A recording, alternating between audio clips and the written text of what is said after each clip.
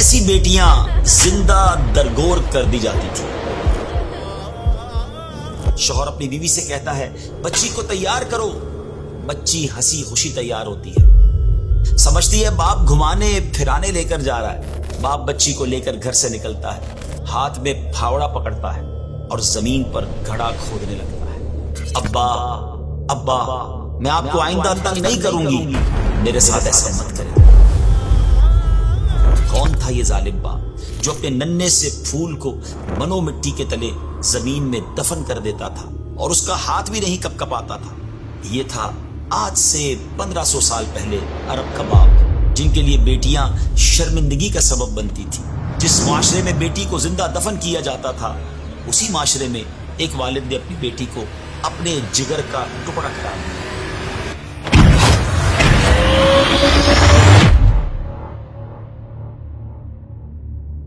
السلام علیکم ورحمۃ اللہ وبرکاتہ۔ ناظرین، دنیا میں رشتے تو بہت ہیں، مگر ان تمام رشتوں میں ایک رشتہ ایسا ہے جس کی عظمت، جس کی گہرائی، جس کی شفقت اور جس کی بے لوث قربانیوں کو لفظوں میں بیان کرنا مشکل ہے، اور وہ ہے ایک باپ کا، ایک والد کا اپنی اولاد سے رشتہ۔ اور جب یہ والد ہوں ہمارے پیارے آقا علیہ الصلوۃ والسلام، تو یہ رشتہ صرف محبت کا نہیں بلکہ رحمت، عزت اور کردار سازی کی وہ مثال بن جاتا ہے جو قیامت تک ہر باپ کے لیے بہترین نمونہ عمل ہے۔ ناظرین، ہماری ویب سیریز ہے کامل رہنما، اور آج انشاءاللہ سرکار دو عالم علیہ الصلوۃ والسلام کا یہ جو مبارک وصف ہے کہ بطور والد آپ کی کیا شان تھی، آج ہم جانیں گے۔ اللہ پاک نے ہمارے پیارے آقا علیہ الصلوۃ والسلام کو بیٹوں اور بیٹیوں دونوں سے نوازا۔ اس بات پر اکثر ہسٹورینز کا اتفاق ہے کہ نبی کریم کے بیٹے اور بیٹیوں کی تعداد 6 ہے۔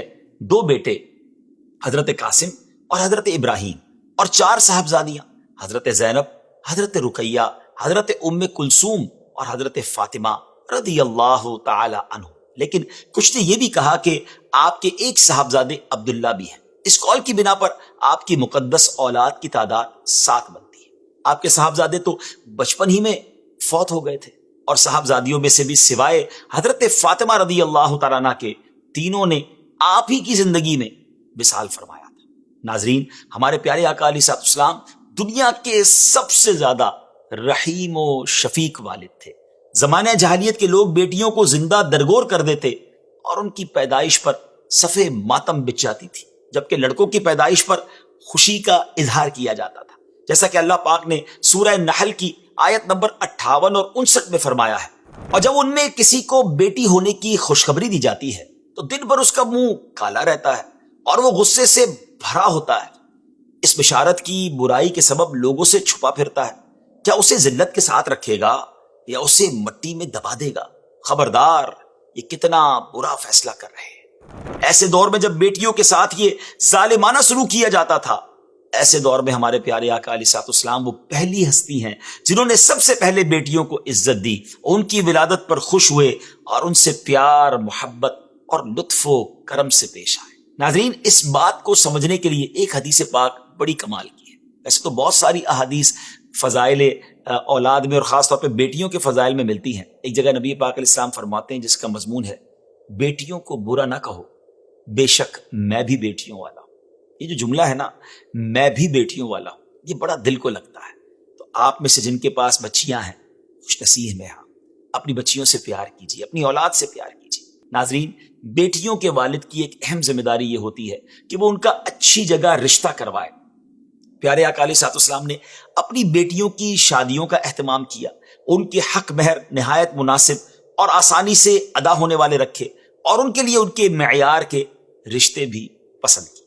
سیدہ زینب رضی اللہ تعالیٰ عنہ کی شادی ابو العاص بن ربی رضی اللہ تعالیٰ عنہ سے فرمائی، جو سیدہ زینب کی خالہ حالہ بنت خویلد کے بیٹے تھے۔ آپ رضی اللہ تعالیٰ عنہ مکے کے چند نہایت عقل مند اور امانت دار لوگوں میں شمار ہوتے تھے۔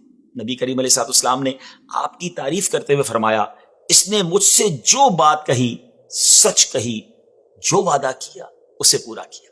پیارے آقا علیہ الصلوۃ والسلام کے اس فرمان کا بیک گراؤنڈ یہ ہے کہ ابو العاص یہ غزوہ بدر کے وقت کفار کی طرف تھے، ابھی تک انہوں نے اسلام قبول نہیں کیا تھا۔ تو غزوہ بدر میں جب کفار قید کیے گئے تھے تو ان میں یہ بھی تھے، تو انہوں نے نبی کریم علیہ الصلوۃ والسلام سے وعدہ کیا تھا کہ وہ مکہ واپس جا کر آپ کی بیٹی سیدہ زینب رضی اللہ تعالیٰ عنہ کو آپ کے پاس مدینہ بھیج دیں گے۔ چنانچہ انہوں نے پھر اپنا وعدہ نبھایا اور ایسا ہی کیا جیسا کہ کہا تھا۔ بعد میں انہوں نے بھی دین اسلام قبول کر لیا تھا اور پیارے آقا علیہ الصلوۃ والسلام نے پہلے نکاح ہی کی بنیاد پر سیدہ زینب رضی اللہ تعالیٰ عنہ کو ان کے ساتھ بھیج دیا تھا۔ جہاں تک سیدہ رقیہ رضی اللہ تعالیٰ عنہ کا تعلق ہے تو پیارے آقا علیہ الصلوۃ والسلام نے ان کے لیے امیر المومنین خلیفہ راشد سخی و باحیا حضرت عثمان بن عفان رضی اللہ تعالیٰ عنہ کا انتخاب کیا۔ جب وہ فوت ہو گئی تو آپ نے اپنی دوسری بیٹی سیدہ ام کلثوم رضی اللہ تعالیٰ عنہ کا نکاح بھی حضرت عثمان غنی رضی اللہ تعالیٰ عنہ سے ہی کر دیا۔ وہ عثمان غنی جن کے بارے میں پیارے آقا علیہ السلام نے فرمایا میری امت میں سب سے زیادہ پیکر شرم و حیا اور معزز و مکرم عثمان ابن عفان ہے۔ جہاں تک سیدہ فاطمہ رضی اللہ تعالیٰ عنہ کا تعلق ہے تو پیارے آقا علیہ الصلوۃ والسلام نے ان کا نکاح امیر المومنین سیدنا ابو الحسن علی بن ابی طالب کرم اللہ تعالی وجہ الکریم سے کروایا۔ آپ نوجوانوں میں سب سے پہلے مسلمان ہوئے۔ پیارے آقا علیہ السلام کی بارگاہ میں آپ کو وہی مرتبہ حاصل تھا جو سیدنا ہارون علیہ السلام کو حضرت موسیٰ علیہ السلام کے ہاں تھا۔ ناظرین، ہمارے پیارے آقا علیہ السلام نے اپنی کثیر مصروفیات، اہم ذمہ داریوں، دعوتی مشاغل اور تبلیغ و رسالت کی ذمہ داریوں کے باوجود اپنی بیٹیوں کا خوب خیال رکھا۔ آپ ان کی شادیوں کے بعد بھی ان سے ملنے جاتے، خاص طور پر سیدہ فاطمہ رضی اللہ تعالی عنہا سے ملنے کے لیے ضرور اہتمام فرماتے۔ نبی پاک علیہ الصلوۃ والسلام اپنی تمام اولادوں سے ہی محبت فرماتے تھے، مگر حضرت فاطمہ رضی اللہ تعالیٰ عنہ سے آپ سب سے زیادہ پیار کرتے تھے۔ حضرت جمیع ابن عمیر فرماتے ہیں کہ میں اپنی پھوپھی کے ساتھ حضرت عائشہ رضی اللہ تعالی عنہا کے پاس گیا اور میں نے پوچھا کون سا شخص نبی پاک علیہ الصلوۃ والسلام کو بہت پیارا تھا؟ آپ نے فرمایا فاطمہ رضی اللہ تعالی عنہ۔ صحابی رسول حضرت عبداللہ ابن عمر رضی اللہ تعالی عنہما فرماتے ہیں نبی اکرم علیہ الصلوۃ والسلام جب سفر کا ارادہ فرماتے تو سب سے آخر میں حضرت فاطمہ الزہرا رضی اللہ تعالی عنہ سے ملاقات فرماتے، اور جب سفر سے واپس تشریف لاتے تو سب سے پہلے آپ رضی اللہ تعالی عنہ سے ملاقات فرماتے۔ ناظرین، ہمارے پیارے آقا علیہ الصلوۃ والسلام اپنی بیٹیوں کے لیے انتہائی احترام، محبت، توقیر اور رحمت کے جذبات رکھتے تھے۔ آپ ان کی خوشی پر خوش ہوتے اور ان کے غم پر غمزدہ ہو جاتے۔ ایک موقع پر نبی پاک علیہ السلام نے فرمایا بے شک فاطمہ میرے جگر کا ٹکڑا ہے، مجھے وہ چیز تکلیف دیتی ہے جو اسے دیتی ہے۔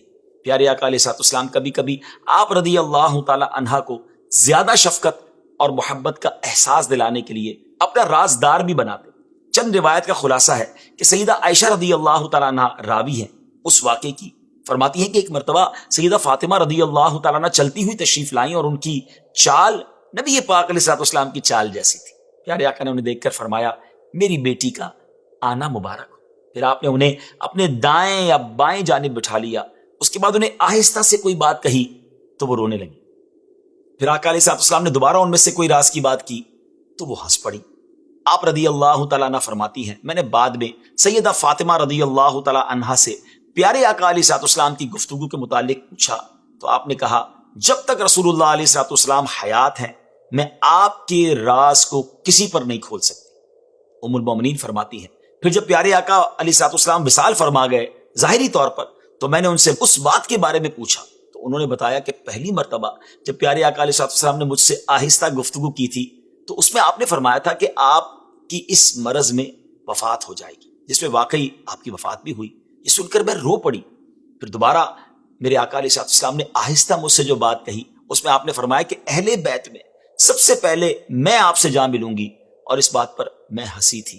اللہ اکبر، یہ نبی پاک سے کیسی محبت کا اظہار تھا کہ بظاہر تو حضرت فاطمہ کو اپنے دنیا سے جانے کی خبر دی جا رہی ہے، مگر چونکہ حضور سے ملنا ہے، اپنے بابا سے ملنا ہے، تو آپ کے چہرے پر مسکراہٹ آ گئی۔ ناظرین، ایک مرتبہ سیدہ فاطمہ رضی اللہ تعالیٰ عنہا نبی پاک علیہ الصلوۃ والسلام کے پاس تشریف لے گئیں اس غرض سے کہ آپ سے اپنے لیے کوئی خادمہ مانگے، کیونکہ چکی پیسنے کی وجہ سے آپ کے ہاتھوں میں بہت تکلیف ہوتی تھی۔ آپ رضی اللہ تعالیٰ جب آئیں تو نبی پاک علیہ الصلوۃ والسلام اس وقت گھر میں موجود نہیں تھے۔ آپ رضی اللہ تعالیٰ عنہ نے سیدہ عائشہ رضی اللہ تعالیٰ عنہ کو اپنے آنے کا سبب بتایا اور پھر آپ وہاں سے روانہ ہو گئی۔ پھر جب پیارے آقا علیہ الصلوۃ والسلام گھر تشریف لائے تو سیدہ عائشہ نے نبی پاک علیہ الصلوۃ والسلام کو سیدہ فاطمہ رضی اللہ تعالیٰ عنہ کی آمد کی خبر دی۔ شفیق و رحیم والد اور کریم آقا علیہ الصلوۃ والسلام اسی وقت بلا تاخیر اپنی بیٹی کے گھر گئے، سیدنا علی رضی اللہ تعالیٰ عنہ اس واقعے کی تفصیل بیان کرتے ہوئے کہتے ہیں کہ میرے آقا ہمارے گھر تشریف لائے، آپ میرے اور سیدہ فاطمہ کے درمیان بیٹھ گئے، میں نے آپ کے قدموں کی ٹھنڈک اپنے سینے پر محسوس کی، پھر آپ نے فرمایا کیا میں تمہیں ایسی بات نہ بتاؤں جو تمہاری طلب کی ہوئی چیز سے بہتر ہو؟ پھر نبی پاک علیہ الصلوۃ والسلام نے فرمایا جب اپنے بستر پر جاؤ تو 33 مرتبہ سبحان اللہ، 33 مرتبہ الحمدللہ اور 34 مرتبہ اللہ اکبر پڑھ لیا کرو، یہ تمہارے لیے غلام لونڈی سے بہتر ہوگا۔ اس پیارے انداز سے نبی پاک علیہ الصلوۃ والسلام نے حضرت فاطمہ کی ایک نیکی اور ثواب والے کام کی طرف رہنمائی فرمائی۔ ناظرین، اس میں ایک اور بات بھی سیکھنے کو مل رہی ہے کہ گھر کی ہماری بہنوں کو، ہماری ماؤں کو اپنے ہاتھوں سے کام کرنا چاہیے، اور اگر کسی کو تھکن لگتی ہو کام کرنے پر، اور یہ صرف اسلامی بہنوں کے لیے نہیں بلکہ مردوں کے لیے بھی علماء فرماتے ہیں وظیفہ ہے کہ رات بستر پر جاتے وقت اگر یہ وظیفہ پڑھ لیا جائے تو انشاءاللہ پورے دن کی تھکن میں آرام آ جاتا ہے۔ ناظرین، ہمارے پیارے آقا علیہ الصلوۃ والسلام نے ہمیں بھی اپنے قول و فعل سے اپنی اولادوں کے ساتھ حسن سلوک، محبت اور شفقت سے پیش آنے کی دعوت دی، اور ان کے ساتھ بیجا سختی اور بد سلوکی سے منع فرمایا ہے۔ ایک مرتبہ نبی پاک علیہ الصلوۃ والسلام نے سیدنا حسن بن علی رضی اللہ تعالیٰ عنہ کا بوسہ لیا۔ اس وقت آپ کے پاس ایک صحابی بیٹھے ہوئے تھے، یہ دیکھ کر انہوں نے عرض کی میرے 10 بیٹے ہیں اور میں نے آج تک ان میں سے کسی کا بھی بوسہ نہیں لیا۔ اس پر رسول پاک علیہ الصلوۃ والسلام نے ان کی طرف دیکھا، پھر فرمایا جو کسی پر رحم نہیں کرتا اس پر رحم نہیں کیا جاتا۔ اللہ پاک ہمیں بھی پیارے آقا علیہ الصلوۃ والسلام کی سیرت طیبہ پر عمل کرتے ہوئے اپنے بچوں کے ساتھ محبت و شفقت سے پیش آنے اور ان کی اچھی تربیت کرنے کی توفیق عطا فرمائے۔ انشاءاللہ اگلی ایپیسوڈ میں ایک اور ٹاپک لے کر حاضر ہوں گے۔ نبی پاک علیہ الصلوۃ والسلام کا شاندار ذکر خیر ہماری ویب سیریز کامل رہنما میں جاری ہے، سنتے جائیے اور شیئر بھی کرتے جائیے۔